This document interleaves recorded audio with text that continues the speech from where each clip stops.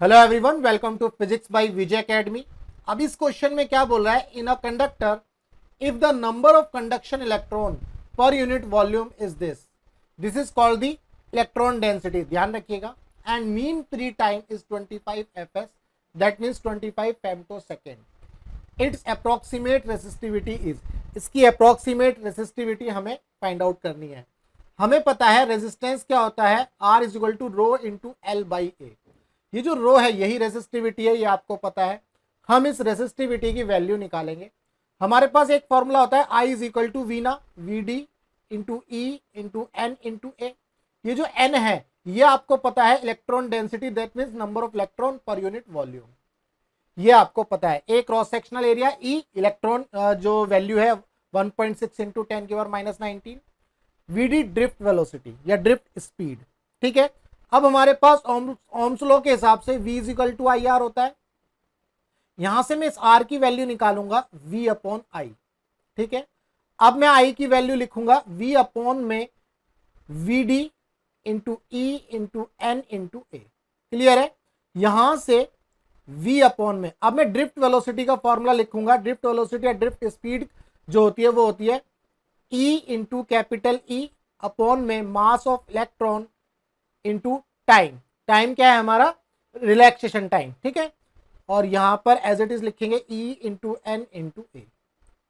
अब यहां पर इस फॉर्मूले को इस तरह से लिख सकते हैं एम ई और अपॉन में, यहां देखो ये एक ई क्या बनाएगा ई स्क्वायर और एक एन, तो इस तरह से लिख लेते हैं एन ई स्क्वायर। ठीक है। यहां से एन भी हट गया, ई स्क्वायर भी हट गया, एन ई स्क्वायर, और ये आ गया टाउ रिलैक्सेशन टाइम, ये आपका ई और यहां पर आ गया आपका ए, और ऊपर रहेगा आपका ये वी, ये आ गया वी। क्लियर है। अब वी बाई ए क्या होता है, अब हमें पता है वी इज इक्वल टू क्या होता है E D. V is equal to क्या होता है ई डी या ई एल। अगर लेंथ ऑफ कंडक्टर देखेंगे तो एल क्या हो जाएगा यहाँ पर ई वी अपॉन में ई, वी अपॉन में V potential, E electric field हो गई आपकी, तो v अपॉन में e क्या हो जाएगा l। तो दैट मीन्स यहां पर इस तरह से लिख सकते हैं एम ई अपॉन में एन ई स्क्वायर टाउ और v बाई ई, तो अब क्या बन जाएगा आपका l, तो l by A. That means ये जो वैल्यू है this is called the resistivity, rho into L by A. अब हमें ये रो निकालना है ना। इस क्वेश्चन में हमें इस रो को ही बताना है, तो कैसे बताएंगे। अब यहां पर ये सारी वैल्यू मैं पुट करूंगा,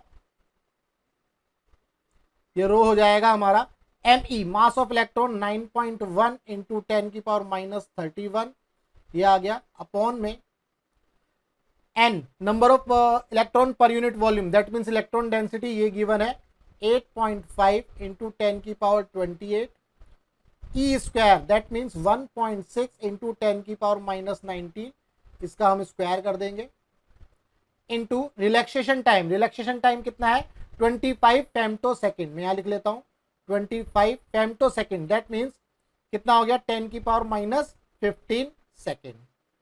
क्लियर है। तो ये आ गया हमारे पास 25 इंटू 10 की माइनस 15 सेकेंड। हम इसको क्या करेंगे, सॉल्व करेंगे। जब इसको आप सॉल्व करोगे तो आपके पास आंसर आएगा 1.6 इंटू 10 की पावर माइनस 8 ओम मीटर।